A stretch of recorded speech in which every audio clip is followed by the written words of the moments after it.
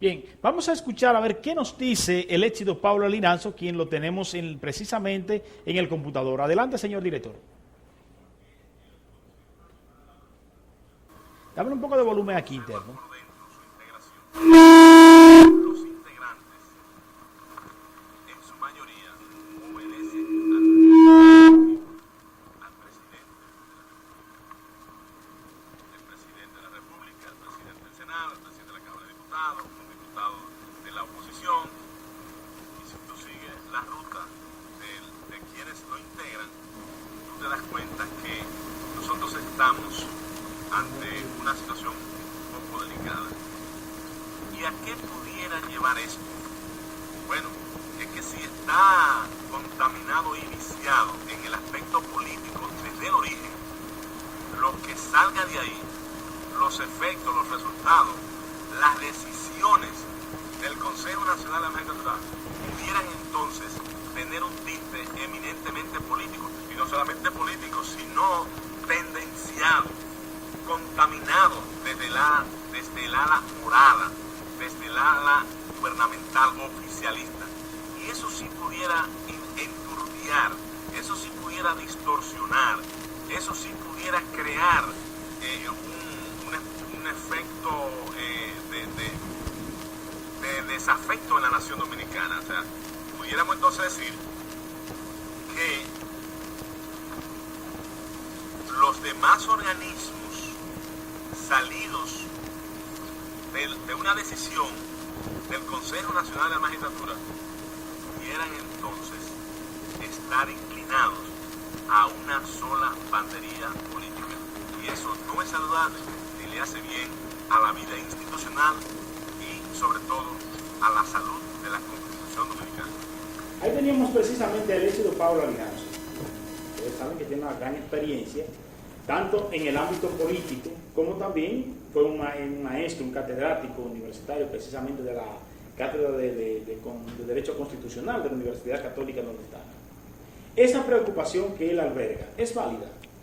Fíjate, si bien es cierto que la conformación del Consejo Nacional es una conformación meramente política, yo entiendo la preocupación que externaba el éxito cuando apuntalaba que podría estar contaminado por una bandería política. Yo creo que la conformación en el Consejo Nacional de la bandería política no es mala. Lo que sí yo entiendo que se debe de vislumbrar desde tres vertientes. Primero, es la vertiente de la meridianidad del órgano. Segundo, la vertiente de la capacidad de lo que integran el órgano. Y tercero, la intelectualidad que debe de estar permeada a todos los miembros que se escojan para las altas cortes. Cuando hablo de la claridad que debe de tener el órgano, es decir, el consejo en sí, no es más que desde el inicio de la transparencia que debe de estar cimentada, es decir, que la ciudadanía conozca todas las actuaciones del órgano del Consejo Nacional. El pasado 11 fue la primera convocatoria del órgano y yo digo que hemos empezado un poco mal. Hemos empezado mal porque se reunió el Consejo y no estuvo presente la prensa nacional, es decir, no se conoció cuáles fueron los mecanismos y los organismos y las decisiones tomadas por el órgano, sino más bien hasta presiones hechas por la Fundación Institucionalidad y Justicia, es que se dan a conocer los dos reglamentos que ha adoptado el Consejo Nacional. Si no hubiese sido por esas presiones, yo dudo que el Consejo hubiese dado a conocer públicamente cuál ha sido la decisión tomada en la primera asamblea. Eso es lo primero. Lo segundo es que yo pienso que debe de conocerse, la ciudadanía debe de conocer, porque así lo dice la ley del Consejo Nacional, debe de conocer todas y cada una de las personas propuestas, es decir, que si en San Francisco de Macorís se propone al jurista tal o al juez tal, la sociedad pueda impugnar esa candidatura de ese aspirante a formar parte de las altas cortes, porque en base a la transparencia es que se va a fundamentar la elección correcta o no de los jueces de las altas cortes.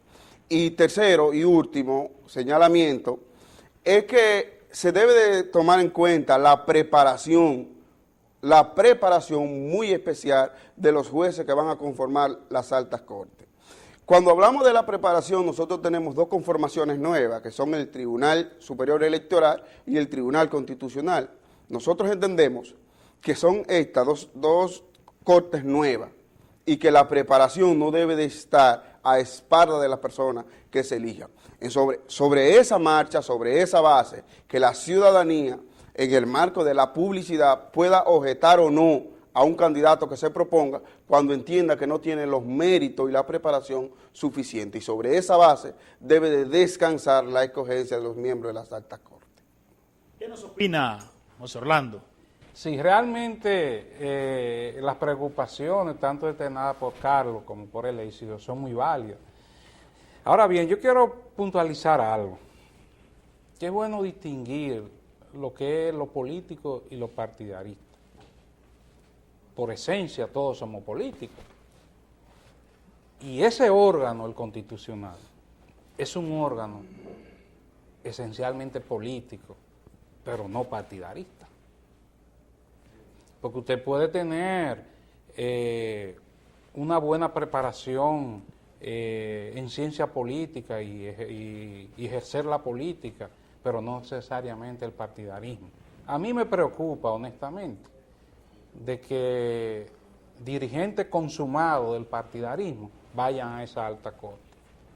Vayan a esa alta corte porque la formación y la visión, no de un político, sino de un partidarista, que son cosas diferentes, es algo que en nuestro país ha dejado mucho que desear, y en todos los países del mundo también, y tienen una visión muy diferente de cómo resolver las cosas.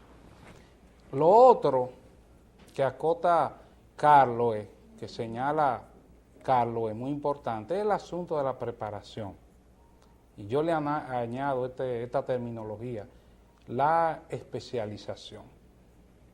En comillas, subrayado y en negrita, especialización, que difiere mucho de lo que es la capacitación. Un abogado puede ser capacitado, porque la capacitación es la regla, vamos a decir, la capacitación es el género y la especie sería la especialización. Un abogado podría ser capacitado con muy buena experiencia, pero no especializado en materia constitucional. Y eso sí, Wilson, nos preocupa a nosotros, porque veo que hay muchas personas que han tenido sus méritos como abogados en ejercicio, con una capacidad incuestionable, pero adolecen, es decir, carecen de la especialización de un constitucionalista. Y eso realmente a nosotros nos preocupa, y más adelante vamos a poner ejemplos más específicos y más concretos, a los fines que la ciudadanía tenga una idea más clara de nuestra preocupación en ese sentido. Vamos a ver qué nos dice el licenciado Eléchido Paula Liranzo, que lo tenemos en una entrevista que le hiciéramos ayer. Iba a ser uno de los participantes, pero por problemas de su propio oficio como presidente del Partido Humanista Dominicano, pues no pudo comparecer con nosotros. Adelante, señor director.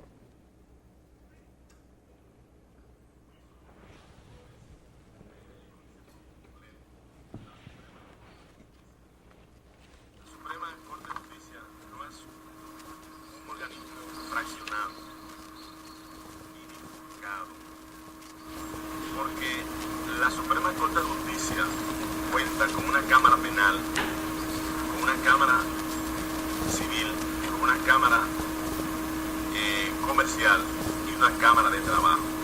Por lo tanto, sus decisiones tienen que ser decisiones colegiadas e interconectadas. Es decir, por lo tanto, la escogencia de los jueces de la Suprema Corte de Justicia deben producirse de un golpe, o sea, de elegirlos todos, porque todos tienen que trabajar al unísono para que tengamos una justicia real, efectiva, transparente, que es lo que todo el mundo aspira. ¿Apoyaría usted una reelección en la Suprema Corte de Justicia de los jueces? No necesariamente una reelección,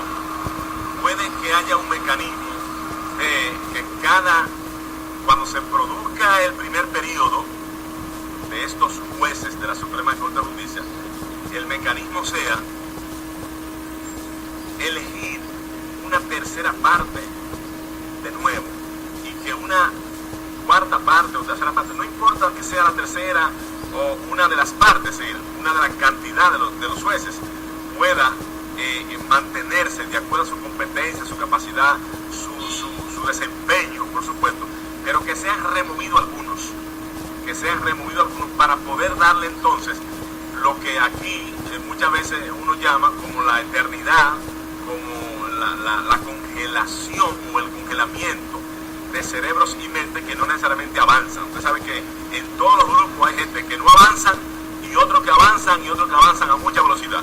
Y hay gente que se queda rezagado dentro de ese tinglado, de ese organismo, por ejemplo, de la Suprema Corte de Justicia. ¿Eso es lo que se está haciendo?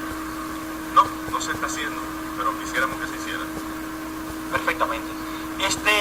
¿No se rompería el principio de la equidad en el momento mismo en que se pone a competir un juez que ya ha pasado por la Suprema Corte de Justicia, que está vigente en la Suprema Corte de Justicia, con otros que aún no lo están? Así es.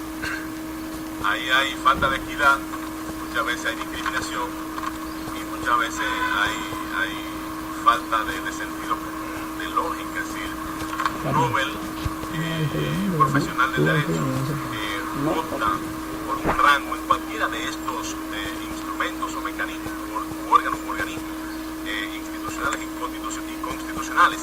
Si tú vas a competir un profesional de 8 o 10 años, que aunque le haya ido muy bien, que sea un jurista, una persona ducha, preparada, que se ha curtido y cultivado bastante en su área del derecho, pero tú te encuentras con un juez de uno de estos mecanismos, por ejemplo la Suprema, que tiene 10, 12, 15 años, 14 años en la Suprema, tú sabes que todos los elementos de la practicidad, de la parte jurídica en la práctica, acuérdate que cuando tú estás en la universidad, la parte teórica es una cosa, la parte conceptual, semántica, sintáctica, el sustrato, la parte subjetiva, pero cuando tú llegas al estrado, al tribunal, al pleito, al litigio, es otra cosa. Está bien que lo que tú dices en el estrado tiene que ir concomitantemente unido a lo que dicen los textos y la jurisprudencia y la costumbre y la tradición, pero el fogueo de una persona que tiene 15 años es muy difícil. Además, cuando a ti te introducen en un concurso, ¿verdad?, de competencia y de conocimiento, te lo plantean más a partir de los litigios, de la práctica, del día a día, de las decisiones judiciales, de las sentencias, no de lo que te dijo el profesor, que lo que te dijo el profesor son conceptos. Entonces, por lo tanto, yo creo que hay falta de equidad si se hace de esa manera. En relación a eso, yo reitero, esa parte transitoria de la Constitución nuestra, evidentemente, y los articulados que hemos señalado, evidentemente que la intención del constituyente no es otra que esos jueces actuales sean evaluados. Luego de que se evalúen esos jueces actuales, el resto conformaría la 3/4 parte y el 25%.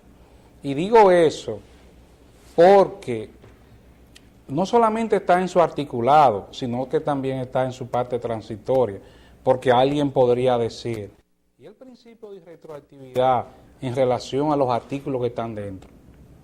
Podría ahí ser discutible, pero si te remachó lo mismo de la evaluación de los jueces actuales que conforman la Suprema, que no hayan cumplido 75 años, en su parte transitoria, obviamente que el constituyente se estaba refiriendo, cuando hizo consignar eso en la parte transitoria, a los jueces que están ahora en esta Suprema, que iban a ser evaluados.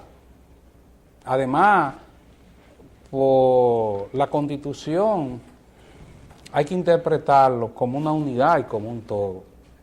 Si te lo dice dentro y también te lo dice tu parte transitoria, no hay dudas que el constituyente no quiso que esos jueces ni fueran a formar parte de la 3/4 parte, ni del 25%, sino que fueran evaluados.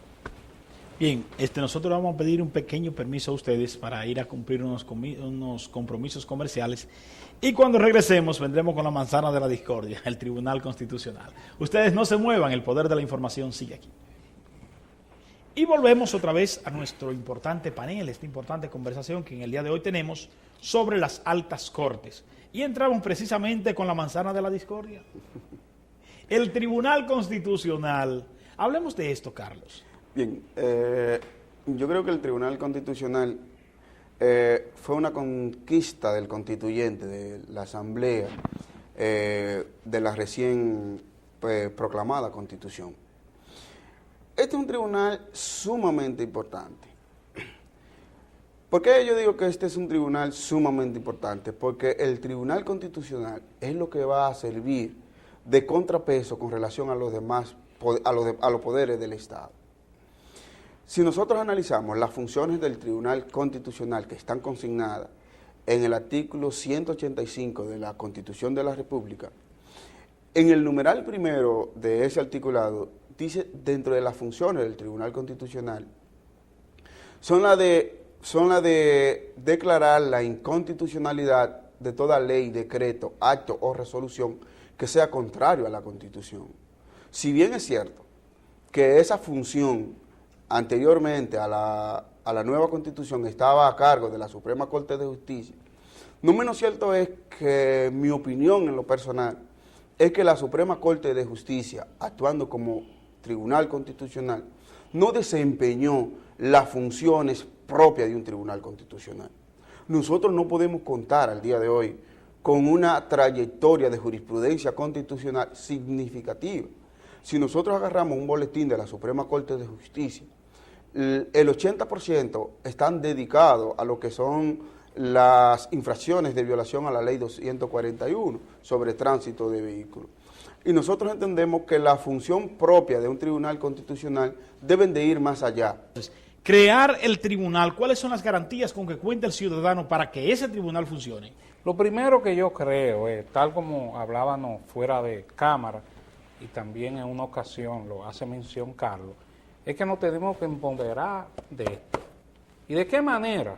Bueno, difundiendo, como este gran aporte que hace tu programa con la ciudadanía, difundiendo estos conocimientos, enseñar a la gente a esta interpretación.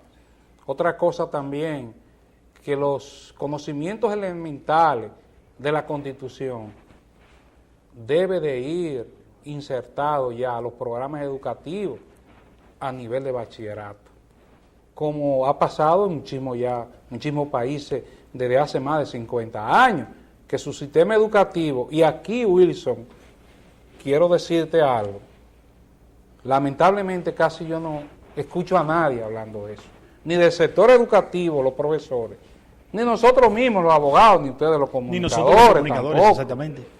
Se hace impostergable de que dentro del programa educativo nuestro sea insertado en tercero, yo diría tercero y cuarto de bachillerato, 2 niveles de asunto constitucional. Obviamente elemental, dentro del concepto de lo que es un joven de esa edad, y también, yo me voy más lejos, como introducción en la universidad, independientemente de lo que tú vayas finalmente a estudiar, se le debiera dar también otro nivel, a los fines de que la ciudadanía realmente se empodere de esto. A eso aspiramos. Vamos a ver qué nos dice el Eléchido Paula con esta parte, una parte bastante espinosa de este tema, el Tribunal Constitucional. Adelante, señor director. Mira, el Tribunal Constitucional es altamente provechoso, y reitero, para la vida institucional y democrática de la nación. Antes de esta reforma, que aunque no se ha establecido todavía, estamos en el proceso de establecer los miembros del Tribunal Constitucional y por lo tanto sentarse, organizarse, planificarse, programarse y llevar a efecto todo el trabajo que le corresponde. Antes de la elección o creación del Tribunal Constitucional, la Suprema Corte de Justicia era la encargada de conocer lo que va a conocer el Tribunal Constitucional. Pero ¿qué pasa? Que la Suprema conocía todas las instancias de de acción de inconstitucionalidad desde el Tribunal o Juzgado de Paz hasta la propia Suprema Corte de Justicia. Es decir, estamos entonces en un sistema en el cual la Suprema Corte de Justicia tenía concentrado totalmente el poder en la parte final del proceso de el incoar una acción de inconstitucionalidad, aunque es un mecanismo diríamos difuso, porque significa que está difundido en principio la acción de inconstitucionalidad desde el Tribunal o Juzgado de Paz hasta la Suprema, pero luego la Suprema concentra el poder. Por tanto, es un poder concentrado que se tenía, pero a la vez es una especie de poder mixto, poder difuso. De todas maneras, yo entiendo que el Tribunal Constitucional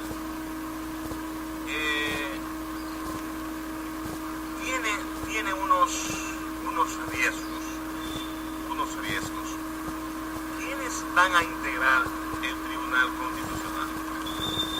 8 personas. Y por ahora, la mayoría también son del ala oficialista. Fíjate cómo el PLD ha ido sabiamente irrumpiendo todo lo que es el sistema institucional, democrático y constitucional. Estamos hablando de que al final hay como una especie de túnel, un embudo, que cuando las grandes decisiones vengan, las frías, calenturientas decisiones vengan, las grandes decisiones políticas, ¿quién es que va a salir ganancioso? De ese Tribunal Constitucional, entonces, grandes decisiones, reelección, no reelección, ¿verdad? Y otras grandes decisiones en el ámbito constitucional, guión política o políticas, entonces se impondrá el oficialismo. Por tanto, retrotraigámonos a las elecciones congresionales y municipales. La visión de Leonel Fernández es una visión diabólica, una visión de Faragón, una ambición de monarca, una ambición de un hombre de Estado, más allá, muchas veces, y en eso hay que sacarle la comida aparte, de las narices inmediatistas de nosotros. ¿Y por qué razón? Bueno, porque esas decisiones de ese Tribunal Constitucional pudieran llevar a una especie de dictadura política, de dictadura de partido político en la nación. La gente no lo está creyendo mucho y no lo está saboreando, pero si nosotros ponemos la visión más allá de lo inmediato, entonces veremos que hay riesgos y peligros que nos acechan. Por lo tanto, ¿quiénes van? ¿Qué van a hacer esos integrantes? ¿Cómo van a decir? ¿Cuáles van a ser sus decisiones? Bueno, hay que esperar. Porque debemos estar al acecho de las decisiones del Tribunal Constitucional.